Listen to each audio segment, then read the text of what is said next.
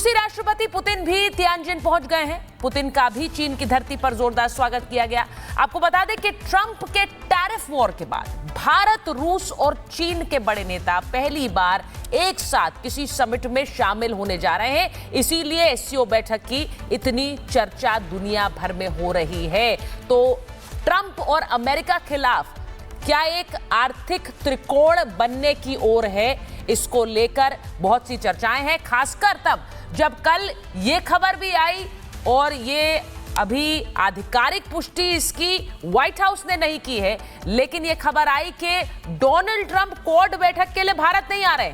तो आप देखिए कि जो समीकरण बन रहे हैं वो तेजी से बदल भी रहे हैं। एक टैरिफ वॉर जो कि अमेरिका ने शुरू की, जिसको लेकर कल अमेरिका के ही एक फेडरल कोर्ट ने डोनाल्ड ट्रंप के इन टैरिफ्स को गलत बताया है। और ये तस्वीरें आप देख लीजिए, प्रधानमंत्री नरेंद्र मोदी का चीन दौरे की ये तस्वीरें आपको दिखा रहे हैं। और प्रधानमंत्री नरेंद्र मोदी जो चीन गए 2015 में उनका पहला दौरा था जब वो प्रधानमंत्री बने उसके बाद, और उसके बाद वो लगातार चीन जाते रहे।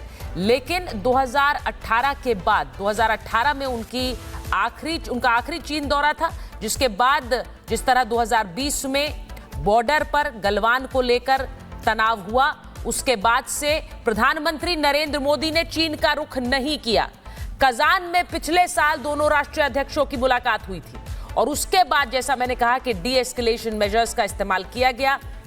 और अब मौजूदा वैश्विक परिस्थिति में चीन और भारत दोनों ही साथ मिलकर नए समीकरण बनाने की ओर हैं। तो ये तस्वीरें जो 2018 से पहले भारतीय प्रधानमंत्री के चीन दौरे की थी, लेकिन ये चीन दौरा 2025 में तियानजिन में जब प्रधानमंत्री नरेंद्र मोदी पहुंचे हैं, तो कैसे जो वर्ल्ड ऑर्डर है उसमें एक बदलाव नजर आ रहा है। अमेरिकी राष्ट्रपति ट्रंप एक टैरिफ वॉर छेड़े हुए हैं और उनके निशाने पे हर देश है। हर देश जिसने एक ट्रेड डील नहीं की है वो अमेरिकी राष्ट्रपति के निशाने पर है, उन पर टैरिफ लगाए जा रहे हैं। चीन भी इस बात को अच्छी तरह समझता है। हालांकि अमेरिकी राष्ट्रपति बार बार चीन पर टैरिफ लगाने की बात करते हैं, लेकिन उसे पोस्टपोन करते हैं, उसे टालते हैं। लेकिन चीन इस बात को अच्छी तरह से समझता है कि मौजूदा परिस्थिति में भारत के साथ ही एक पार्टनरशिप उसके भी लिए भी कारगर होगी। अब ये चीन दौरा जो है वो अहम क्यों है भारतीय प्रधानमंत्री का? 7 साल बाद चीन के दौरे पर भारतीय प्रधानमंत्री गए हैं, जो मैंने आपको तस्वीरों में भी दिखाया। गलवान झड़प के बाद ये पहली बार वो चीन जाकर चीनी राष्ट्रपति से मुलाकात करेंगे। ये दोनों देशों के बीच तनाव कम करने पर भी बात होगी, जिसको बैक चैनल से पहले ही उस पर काम किया जा रहा है। और टैरिफ के खिलाफ भारत, चीन जैसी दो बड़ी आर्थिक शक्तियां और महाशक्तियां अगर साथ मिलकर काम करती हैं, तो ये सीधा दबाव अमेरिकी राष्ट्रपति डोनाल्ड ट्रंप पर होगा। तो चीन और भारत की एकजुटता से एक संदेश अमेरिका को जा रहा है। इसके बारे में हम लगातार बता रहे हैं। टैरिफ को लेकर एक फटकार अमेरिकी राष्ट्रपति डोनाल्ड ट्रंप को अमेरिका के फेडरल कोर्ट ने लगाई है। अमेरिकी राष्ट्रपति के अपने तर्क हैं। वो कहते हैं कि अगर मैं टैरिफ नहीं लगाऊंगा तो अमेरिकी अर्थव्यवस्था बर्बाद हो जाएगी, उसको बड़ा झटका लगेगा। लेकिन क्या दूसरे देशों पर इस तरह का एक टैरिफ लगाकर दूसरे देशों के ऊपर इस तरह का एक आर्थिक दबाव बनाकर क्या आप अपनी अर्थव्यवस्था सुधार रहे हैं? मैं आपको बताऊं कि ये जो तस्वीरें आप देख रहे हैं, थोड़ी देर में मुझे लगता है कि वो तस्वीरें आएंगी जिनके ऊपर पूरी दुनिया की नजर होगी। शी जिनपिंग और प्रधानमंत्री नरेंद्र मोदी के बीच जो मुलाकात होनी है। मैं स्टूडियो में बताऊं, मेरे साथ प्रोफेसर दीप्ति तनेजा आ गई हैं, फॉरेन अफेयर्स एक्सपर्ट हैं। हमारे साथ स्टूडियो में कर्नल शैलेंद्र सिंह आ गए हैं, ग्रुप कैप्टन डी के पांडे हैं स्टूडियो में हमारे साथ। बहुत बहुत स्वागत आप सभी का। मैं सीधा पूछना चाह रही हूँ, पहले अगर मैं प्रोफेसर दीप्ति आपके साथ शुरुआत करूँ, ये जो आप परिस्थिति तस्वीर देख रहे हैं, बहुत से लोग इस पर चर्चा कर रहे हैं कि चीन के साथ साझेदारी भारत के लिए कितनी कारगर है, क्या हम भरोसा कर सकते हैं? देखिए मैम, पहले तो आप सबके माध्यम से सबको नमस्कार। आज बहुत ही ऐतिहासिक दिन होने वाला है बात भरोसे की केवल नहीं है, बात ये है कि हमें एक ट्रेड डील बनानी है। हम वहाँ दोस्ती और अपने साथ साझेदारी करने नहीं जा रहे हैं। हमको अपना सिक्योरिटी को तो बिल्कुल नज़रअंदाज नहीं करना है, हमको सिक्योरिटी मेजर पे कॉम्प्रोमाइज़ नहीं करना है, लेकिन साथ साथ चाइना के साथ एक ट्रेड डील हमको स्थापित करनी है, जापान के साथ हमको ट्रेड डील स्थापित करनी है।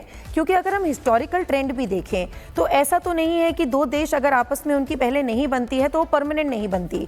अगर हम ऐतिहासिक वर्ल्ड वॉर 2 के बाद देखें तो सबसे ज़्यादा जापान और अमेरिका में ही यूएसए ने जब बॉम्बिंग करी थी for the first time, nuclear bombs गिराए थे जापान पे, उसके बाद किसने सोचा था कि कभी जापान और यूएस भी ट्रेडिंग पार्टनर्स हो सकते हैं। लेकिन जब उनकी सैन फ्रांसिस्को ट्रीटी हुई 52 में, उसके बाद आज की डेट में वो दोनों बहुत ही स्ट्रॉन्ग ट्रेडिंग पार्टनर्स हैं। अब हाल फिलहाल में ट्रंप की जो हरकतें चल रही हैं उसके बाद में बदलाव आया है। कल उनका जो टॉप नेगोशिएटर है, परसों जापान के टॉप नेगोशिएटर ने अपनी विजिट अमेरिका की रोक दी है। बावजूद इसके मैं पिछले अगर 40-50 साल का इतिहास देख रहे हैं तो उनके बीच में भी ट्रेड डील्स चली हैं। तो हम ये ना बार बार बात करें कि चाइना हमारा दोस्त हो जाएगा। दोस्त की बात नहीं हो रही है, ट्रेडिंग पार्टनर की बात हो रही है, क्योंकि जो रशिया है वो बीच में एक स्ट्रॉन्ग मीडिएटिंग फैक्टर बन के रहेगा। तो इंडिया को चाइना के साथ अपने ट्रेडिंग ब्लॉक को मजबूत करना है, अपने एफटीएस को मजबूत करना है, उसको आरसीईपी का हिस्सा अब बनना है, ताकि फ्यूचर में हमारी जो रिक्स को आज हम देख रहे हैं बड़े तौर पर, रिक्स जो चेंजिंग वर्ल्ड ऑर्डर की आप बात कर रहे थे, तो चेंजिंग वर्ल्ड ऑर्डर अब जो अगर साउथ एशिया की तरफ आ रहा है, साउथ ईस्ट एशिया की तरफ ज़्यादा आ रहा है, तो रिक्स इसमें बहुत महत्वपूर्ण भूमिका निभा सकता है, जिसमें चाइना हमारा और रशिया के साथ ट्रेडिंग डील्स हमारी आगे चलती रहेंगी। मतलब आप ये कह रहे हैं कि रशिया बीच में है और रशिया एक तरह से एक उस पार्टनर की भूमिका निभाएगा जो दोनों बाकी दोनों देशों को भी बैलेंस एक तरह से कर रहा है। Colonel Singh, very good morning. मैं ये पूछना चाहूंगी, ये तस्वीरें आप देख रहे हैं, हमने गलवान भी देखा है, उसके बाद हमने ट्रंप टैरिफ्स भी देखे हैं। मौजूदा परिस्थिति में भारत जो कर रहा है इस वक्त, क्या वो सही कदम है? जय हिंद, नमस्कार। भारत हमेशा एक अलग लाइन पर चल रहा है आजकल। हाँ। अगर आप दुनिया में पास्ट में भी देखें, नॉन अलाइंड मूवमेंट में भी भारत का एक बड़ा डिफरेंट रोल था, और मुझे लगता है भारत अकेला एक कंट्री था उस समय का जिसने नॉन अलाइंड मूवमेंट को एक वो तेजी दी थी कि नहीं, आपको कोल्ड वॉर के एक पार्टनर या दूसरे पार्टनर के साथ खड़े होने की बिल्कुल जरूरत नहीं है, आप अपने ओन पर खड़े हो सकते हैं। और आज हम दिखा रहे हैं यही बात। आपने गलवान की बात करी, गलवान मेरे दिल पर चोट है, मेरी रेजिमेंट के लोगों को मैंने लूज किया है, बट दैट डजंट मीन कि मैं अपनी कंट्री को और लूज करना शुरू कर दूं। एक ट्रेड, एक दुश्मनी निभाना हमें आता है। हमारे 20 सैनिक गए, कोई बात नहीं, हमने आपके 200 सैनिक ले लिए, हमने 20 सैनिकों को मान सम्मान दिया, आप वो भी नहीं दे पाए, ये बात हमें याद है। और ऐसा नहीं है कि अब हम चाइना के ऊपर किसी आंख बंद करके विश्वास करते हैं। एक स्ट्रॉन्ग पोजीशन से आपके बॉर्डर पर इस समय एक सोल्जर चाइना की तरफ ज्यादा नहीं है, मेरे तरफ ज्यादा है। ये जज्बा मैं रखता हूं, ये प्रिकॉशन मैं रखता हूं, ये अलर्टनेस मैं रखता हूं। इसलिए मैं कहूंगा कि from a position of strength, अगर मैं किसी भी तरह के इंटरनेशनल रिलेशंस को डेवलप करता हूं मेरे कंट्री के इंटरेस्ट में, तो मुझे लगता है वो जरूर एक अच्छी बात है। साझेदारी हमारी चाइना और यूएस से थोड़ी ना है, हमारी रशिया से थोड़ी ना है, हमारी अपनी कंट्री से है। हम पूरे दुनिया में वहां पर साझेदारी करते हैं जहां से दुनिया का और मेरा अपना फायदा होता है। हो सकता है कई बार मेरा फायदा ना हो, लेकिन मानवता का फायदा होना चाहिए।